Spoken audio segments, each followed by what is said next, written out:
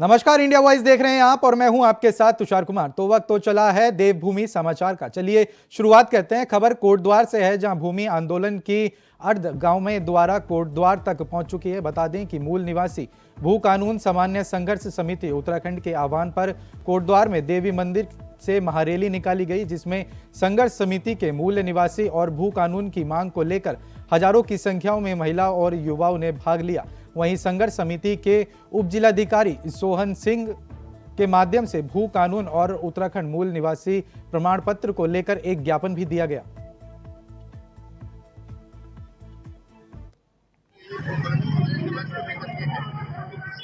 हम लोगों को पहले से ही पता था कि ये जो है 18 तारीख की रैली होनी है और इसमें लोगों के द्वारा जो है पहले से ही हमारे द्वारा जो पुलिस विभाग और रेवन्यू विभाग के द्वारा जो है उनसे ही जो मीटिंग कर ली गई थी और आज ये ग्रुपिंग के द्वारा जो है ज्ञापन संदर्भ है। तो ग्रुपिंग के द्वारा जो है जो इनकी मांगे हैं जो ज्ञापन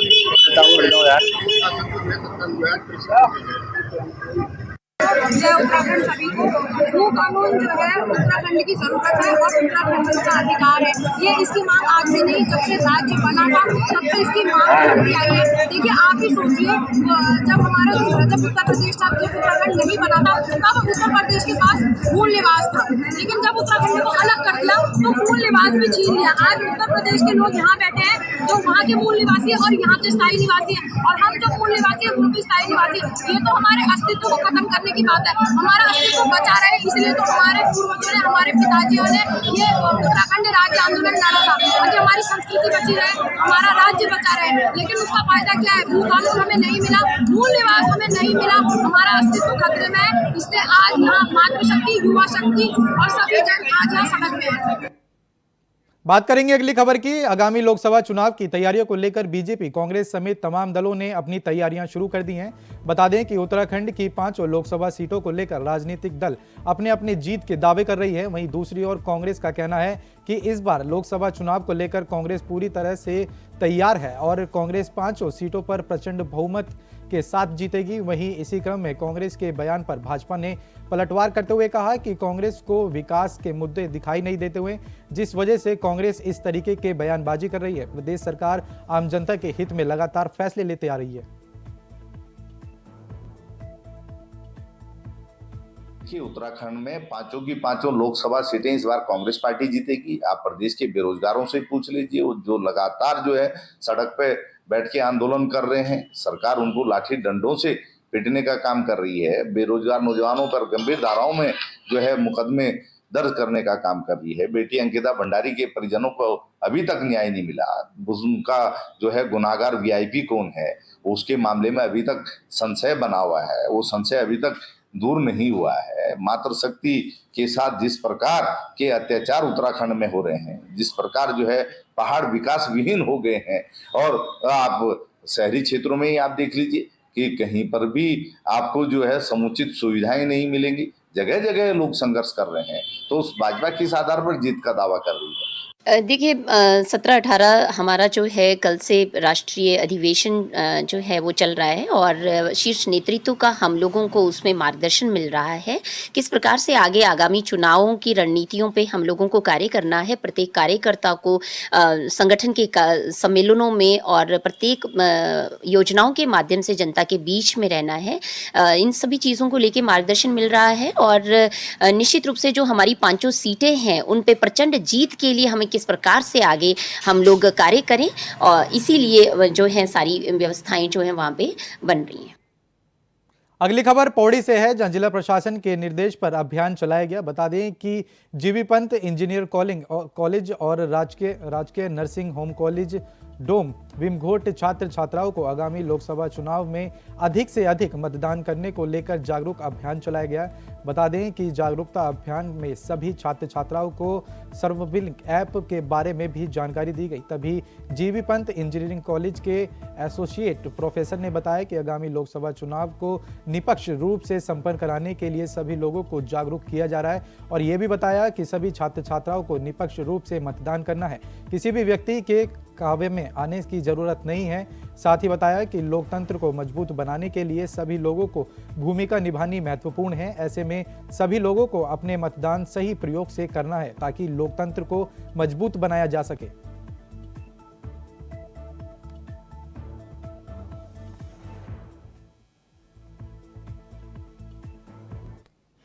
यहाँ पर अभी मेरे को जो है आईटी एप्लीकेशन में इनकोर के प्रभारी के रूप में काम कर रहा हूँ मैं लोकसभा चुनाव 2024 में। अभी हम लोग आए हुए हैं इंजीनियरिंग कॉलेज, ये नर्सिंग कॉलेज पौड़ी में। यहाँ पर हम मतदाता जागरूकता प्लान, क्योंकि ये फर्स्ट टाइम वोटर हैं, इनके लिए मतदाता जागरूकता प्रोग्राम चला रहे हैं। इनको अवेयरनेस के लिए प्रोग्राम चला रहे हैं। इनको बता रहे हैं कि आप मतदान जरूर कीजिए, आपका फर्स्ट टाइम मतदान है तो आप मतदान जरूर कीजिए। आपके ही मतदान से सरकार बनेगी और आप क्योंकि यूथ हैं, आगे आपने ही इस देश को ले जाना है, तो आपका मतदान करना बहुत ज़रूरी है। एक्चुअली सर, इस अवेयरनेस प्रोग्राम में हमें एक बहुत अच्छी एप्लीकेशन जो हमारी गवर्नमेंट है उसकी जो एप्लीकेशन है सी विजिल ऐप, उसके बारे में बताया गया, जो कि most of the student I think हमारे कॉलेज में नहीं अवेयर थे उस ऐप के बारे में। ये बहुत हम कह सकते हैं यूज़फुल ऐप है for a student, for a youth, for everyone. It is very important to know about the app, because इस ऐप के थ्रू हम लोग अगर कोई भी माल प्रैक्टिस ड्यूरिंग इलेक्शन हो रही है तो उसको हम अपने नियर बाई पुलिस स्टेशन में वो कर सकते हैं, पहुंचा सकते हैं। और सबसे अच्छी इस ऐप के बारे में ये बात है कि ये टाइम बाउंडेड ऐप है। इट मीन्स कि विद इन 5 मिनट की वो आपकी जो वो है प्रॉब्लम है, जो आप चाहे फ़ोटो के जरिए या वीडियो के थ्रू आप अपने नियर बाई पुलिस स्टेशन पे वो करवा रहे हो, एड्रेस करवा रहे हो, तो वो उसी टाइम पे एक्शन भी लेंगे। खबर हरिद्वार से है, जहां स्थानीय और बाहरी की लड़ाई में अब हरीश रावत भी कूद पड़े हैं। बता दें कि हरीश रावत ने फेसबुक पर जहां एक तरफ इस मामले में लंबी चौड़ी पोस्ट लिखी, तो वहीं दूसरी तरफ स्थानीय प्रत्याशी की मांग करने वाले हरीश रावत ने यह साफ कह दिया है कि हमारे प्यार में कुछ खलनायक भी तो हैं जो इस फिल्म को पूरी करेंगे, और पहाड़ी में भी हूँ, मुझे तो 1 किलोमीटर दूर से ही लोग पहाड़ी कह देंगे। और ये भी कहा कि मैंने कभी कुछ छिपाया नहीं है, तो आज मोहनारी वासु है। साथ ही उन्होंने कहा कि हरिद्वार में जहां कई प्यार करने वाले मिलते हैं, तो कई चिकोटी काटने वाले भी मिलते जाएंगे। उनके प्यार में मुझे हरिद्वार के प्यार की खुशबू आती है। जो इस हमारे प्यार में कुछ खलनायक भी तो होंगे, तभी तो फिल्म पूरी होगी। जो लोग, और पहाड़ी तो बाकी हुई मैं, मुझको तो 1 किलोमीटर दूर से कोई कह देगा ये पहाड़ी है करके। और फिर मैंने कभी छुपाया नहीं। मैं तो आज भी मोहनरी वासी हूँ, कहीं और वासी हुई नहीं। मैं तो देहरादून भी यदि कल कह दे कि हरीश रावत बाहरी है तो मुझे उसको स्वीकार करना पड़ेगा, क्योंकि देहरादून में भी मेरा कहीं अपना वास नहीं है। जब दिन हो जाएगा उस दिन देहरादून वासी हो जाऊंगा। राजनीति में लोग जो है सब तरीके की बातें करते हैं। राजनीति का यही तो आनंद है। चिकोटी काटने वाले भी मिलते हैं, और तो हरिद्वार में मुझको यदि दुलारने वाले बहुत लोग हैं, पीठ सहलाने वाले बहुत लोग हैं, मदद करने वाले लोग बहुत हैं, प्यार और स्नेह देने वाले लोग हैं, तो उसमें यदि 2-1 चिकोटी काटने वाले नहीं मिलेंगे तो प्यार का महत्व कैसे एहसास होगा। मौसम विभाग ने अगले 4 दिनों के लिए अलर्ट जारी किया है। बता दें कि रविवार को 3000 फीट से ज्यादा ऊंचाई वाले इलाकों में हल्की बारिश और बर्फबारी की संभावना जताई जा रही है। वहीं 19 और 20 फरवरी को कई जिलों में ऑरेंज अलर्ट जारी कर दिया गया है, जिसमें 2500 फीट ऊंचाई वाले क्षेत्र में बारिश और बर्फबारी देखने को मिल सकती है। बता दें कि चंबोली, उत्तरकाशी, पिथौरागढ़ समेत 5 जिलों में बारिश और बर्फबारी का दौर जारी रहेगा। तो वहीं 21 फरवरी को मैदानी क्षेत्रों में बारिश और बर्फबारी की संभावना भी जताई जा रही है। मौसम विभाग के लोगों को पहाड़ी में सावधानी से यात्रा करने की हिदायत देने की सलाह दी जा रही है। उत्तराखंड के लिए मौसम की बात करें, आज 18 फरवरी हो गई है, और जैसे बोला गया था कि 18 से जो एक पश्चिमी विक्षोभ है वो आ रहा है, और उसका असर जो है उत्तराखंड पे भी देखने को मिलेगा। तो आज अगर बात करें तो आज के लिए तो अंदर के हमारे जो डिस्ट्रिक्ट है उत्तराखंड के, जिसमें कि उत्तरकाशी, चमोली, पिथौरागढ़, रुद्रप्रयाग, बागेश्वर है, तो इनमें कुछ जगहों में हल्की मध्यम दर्जे तक की जो बारिश बर्फबारी वो रहेंगी। बर्फबारी की जहाँ तक बात है तो वो 3500 मीटर या उसके आसपास तक ही है या उसके ऊपर मिलेंगी, और बाकी जगह आप कह सकते हैं कि लाइट है, मॉडरेट रेंज जो वो दिखेंगी। कल के लिए बात करें 19 तारीख से, तो 19 तारीख से जो एक्टिविटी है वो बढ़ेंगी। आप ये कह सकते हैं कि पूरे प्रदेश में ही 19 शाम रात से जो एक्टिविटी वो शुरू होंगी और 20 के शाम तक अगर हम बात करें तो अच्छी एक्टिविटी इस दौरान जो है 19 शाम से लेकर 20 के शाम तक वो रहने वाली है प्रदेश भर में। उत्तराखंड में मौसम एक बार फिर करवट ले रहा है। मौसम विभाग ने 4 दिनों के लिए पूर्व अनुमान जारी किया है, जिसके बाद देहरादून में मैं बात करूं तो काले बादल अभी भी छाए हुए हैं, हल्की धूप है, लेकिन मौसम और तापमान में है उसमें गिरावट देखने को मिली है। रविवार की मैं बात करूं इन 4 दिनों में से तो आज दिन के बाद ये माना जा रहा है कि जो 2800 फीट से अधिक जो जितनी भी पर्वतीय क्षेत्र हैं वहाँ पर हल्की बर्फबारी और जो बारिश है वो देखने को मिल सकती है। लेकिन जो सोमवार और मंगलवार की बात करूँ तो प्रदेश भर में ऑरेंज अलर्ट जारी किया गया है। 2500 फीट से अधिक जो जितनी भी ऊंचाइयां हैं वहां पर बर्फबारी देखने को मिल सकती है अच्छी खासी, जिससे जो पर्यटक है वो उत्तराखंड का रुख करते हुए नजर आ रहे हैं, क्योंकि जो उत्तराखंड की वादियां हैं अपनी खूबसूरत वादियां हैं वो बर्फबारी के लिए जानी जाती है और ऐसे में जो पर्यटन है वो यहाँ पर उत्तराखंड पधारते हैं। तो ऐसे में अगर मैं 21 फरवरी की बात करूँ तो 21 फरवरी में मैदानी क्षेत्रों में बारिश देखने को मिल सकती है। तो कहीं ना कहीं जो मौसम है वो अब 4 दिन करवट ले सकता है और तापमान में गिरावट भी देखने को मिल सकती है। और अगर मैं मौसम विभाग के तो उन्होंने जो लोग हैं उन्हें खास तौर पर सलाह दी है कि कृपया गाड़ी धीरे चलाएं ऐसे में, क्योंकि तापमान जब गिरता है, जब बर्फबारी होती है तो कहीं ना कहीं जो पाला गिरता है उससे जो सड़कें होती हैं वो खतरनाक हो जाती है। ऐसे में धीरे गाड़ी चलाने की जो सलाह है वो दी गई है। साथ साथ हिमस्खलन की भी जो चेतावनी है वो मौसम विभाग ने दी है कि ऐसे क्षेत्रों में जाने से बचे, ताकि जो अगर ताज़ी बर्फ पड़ती है तो हिमस्खलन का जो खतरा है वो बढ़ता हुआ नजर आ रहा है। तो ऐसे में सावधानी रहने की पूरी सलाह दी गई है। 4 दिनों के लिए बारिश और साथ साथ बर्फबारी का जो दौर है उत्तराखंड में देखने को मिलेगा। लेकिन अभी से मैं बात करूं तो तापमान में गिरावट देखने को मिली है और कहीं ना कहीं जो लोग हैं वो अब पर्वतीय क्षेत्रों की तरफ अपना रुख कर रहे हैं। कैमरा जर्नलिस्ट हर्ष उनियाल के साथ मैं तुषार गुप्ता, इंडिया वॉइस देहरादून। हर वर्ष उत्तराखंड में चारधाम यात्रा को लेकर श्रद्धालुओं को काफी उत्साह रहता है। बता दें कि बीते वर्ष चारधाम यात्रा में श्रद्धालुओं का आंकड़ा सभी रिकॉर्ड्स तोड़ते हुए 5 लाख के पार पहुंच गया था। बता दें कि इस बार भी श्रद्धालुओं की बड़ी संख्या में आने की उम्मीदें जताई जा रही हैं, जिसको लेकर बद्रीनाथ केदारनाथ मंदिर समिति के अध्यक्ष अजेंद्र राय ने कहा कि बद्रीनाथ के खुलने की तारीख 12 मई तय की जा चुकी है। साथ ही परंपरा अनुसार केदारनाथ के कपाट भी अक्षय तिथि को ही खोल दिए जाएंगे। साथ ही उन्होंने ये भी बताया कि बीते वर्ष चारधाम यात्रा में श्रद्धालुओं की संख्या में नए कीर्तिमान भी दर्ज किए गए थे। इस वर्ष भी हमें भारी संख्या में श्रद्धालुओं की संख्या देखने को मिल सकती है। 12 मई को भगवान बद्री विशाल जी के कपाट खोल दिए जाएंगे। इसी प्रकार से अक्षय तृतीया को परंपरा अनुसार भगवान केदारनाथ जी के कपाट भी खुल जाएंगे। तो एक तरीके से चारधाम यात्रा इस वर्ष प्रारंभ हो जाएगी मई माह में। इसको लेकर आप जानते हैं कि विगत 2 वर्षों में जो चारधाम यात्रा थी उसने नए कीर्तिमान स्थापित किए हैं। बड़ी संख्या में श्रद्धालु तीर्थयात्री हमारे धामों में पहुँचे हैं और लगातार नए कीर्तिमान स्थापित हो रहे हैं। इस वर्ष भी जैसे हमको सूचना मिल रही है और जो हमारा अनुमान है कि इस वर्ष भी बड़ी भारी संख्या में श्रद्धालु तीर्थयात्री धामों में आएंगे, तो उस और एक नया कीर्तिमान स्थापित होगा। तो उस परिस्थिति में जब हमारे सामने बड़ी भारी संख्या में श्रद्धालु रहेंगे तो उस समय हमारे समक्ष क्या चुनौतियां होंगी, क्या परिस्थितियां होंगी, उनका भी हम आकलन कर रहे हैं। और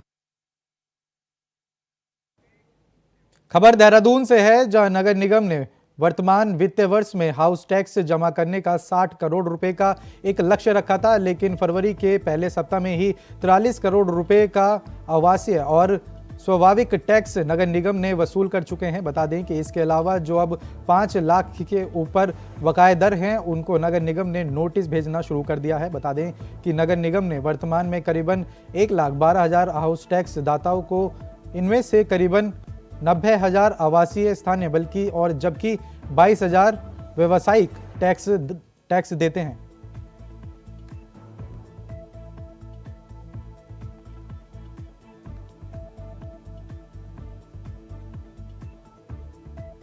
जो पिछले वित्तीय वर्ष में हमारा इस समय तक का कलेक्शन था वो लगभग 37 करोड़ रुपए की वसूली हुई थी नगर निगम को, और इस साल जो अभी तक हमारा है वसूली वो 43 करोड़ के रूप में जो है हमें भवन कर की प्राप्ति हो चुकी है, जो कि गत वर्ष से अधिक है। और इस वर्ष का जो टारगेट है नगर निगम की ओर से जो रखा गया है भवन कर के रूप में प्राप्ति का, वो 60 करोड़ रुपए वसूली का रखा गया है, जिसमें से 43 करोड़ प्राप्त हो चुके हैं। और जो अब लगभग 1.5 माह का जो समय बचा है, इसमें हमारे वसूली के प्रयास हम लोग जो है तेज करने जा रहे हैं, और जिसके क्रम में जो हमारे बड़े बकायेदार हैं उनको नोटिस भेजने की कार्रवाई की जा रही है, और जिन लोगों को बिल कमर्शियल प्रॉपर्टीज़ के नहीं अभी तक सेंड किए गए हैं उनको बिल भेजने का भी कार्रवाई की जा रही है। आगामी लोकसभा चुनाव को सकुशल संपन्न कराने के लिए दून पुलिस ने तैयारियां शुरू कर दी हैं। बता दें कि आज एसएसपी देहरादून के निर्देश पर जनपद में व्यापार स्तर पर सत्यापन अभियान चलाया गया, जिसमें सभी थाना क्षेत्रों ने अलग अलग पुलिस टीमों के डोर टू डोर जाकर किराएदारों, कर्मचारियों, घरेलू नौकरों और अन्य व्यक्तियों के साथ सत्यापन किया। बता दें कि सत्यापन अभियान के दौरान कुल 6,372 लोगों का सत्यापन कर उनकी व्यक्तिगत जानकारी जुटाई गई।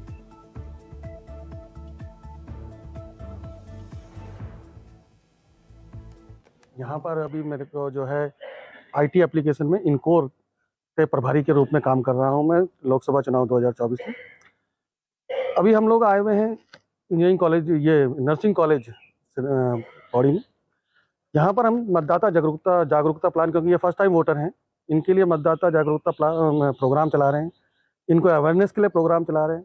इनको बता रहे हैं कि आप मतदान जरूर कीजिए, आपका फर्स्ट टाइम मतदान है तो आप मतदान जरूर कीजिए, आपके ही मतदान से सरकार बनेगी, और आप क्योंकि यूथ हैं, आगे आपने ही इस देश को ले जाना है, तो आपका मतदान करना बहुत ज़रूरी है। एक्चुअली सर, इस अवेयरनेस प्रोग्राम में हमें एक बहुत अच्छी एप्लीकेशन जो हमारी गवर्नमेंट है उसके जो एप्लीकेशन है सी विजिल ऐप, उसके बारे में बताया गया, जो कि most of the student I think हमारे कॉलेज में नहीं अवेयर थे उस ऐप के बारे में। ये बहुत हम कह सकते हैं यूज़फुल ऐप है for a student, for a youth, for everyone. It is very important to know about the app, because इस ऐप के थ्रू हम लोग अगर कोई भी माल प्रैक्टिस ड्यूरिंग इलेक्शन हो रही है तो उसको हम अपने नियर बाई पुलिस स्टेशन में वो कर सकते हैं, पहुंचा सकते हैं। और सबसे अच्छी इस ऐप के बारे में ये बात है कि ये टाइम बाउंडेड ऐप है। इट मीन्स कि विद इन 5 मिनट की वो आपकी जो वो है प्रॉब्लम है, जो आप चाहे फ़ोटो के जरिए या वीडियो के थ्रू आप अपने नियर बाई पुलिस स्टेशन पे वो करवा रहे हो, एड्रेस करवा रहे हो, तो वो उसी टाइम पे एक्शन भी लेंगे। खबर देहरादून से है, जहां उत्तराखंड अनुसूचित जाति आयोग के अध्यक्ष मुकेश कुमार ने अपने भ्रमण कार्यक्रम के तहत टाउन हाउस नगर निगम के अनुसूचित जाति के सभी जनप्रतिनिधियों से संवाद किया। बता दें कि इस दौरान उन्होंने जनप्रतिनिधियों की समस्याएं सुनी, साथ ही संबंधित अधिकारियों को तत्काल निस्तारण के आदेश भी दिए। बता दें कि बैठक में मौजूद जनप्रतिनिधियों ने योजनाओं का सुनिश्चित लाभ नहीं मिलने और एसपी बहुत गांव का समुचित विकास नहीं होने की बात भी रखी। तो वहीं तमाम जनप्रतिनिधियों ने ग्राम सभा में स्थित जज्जर पंचायत भवन का भी मामला उनके सामने रखा।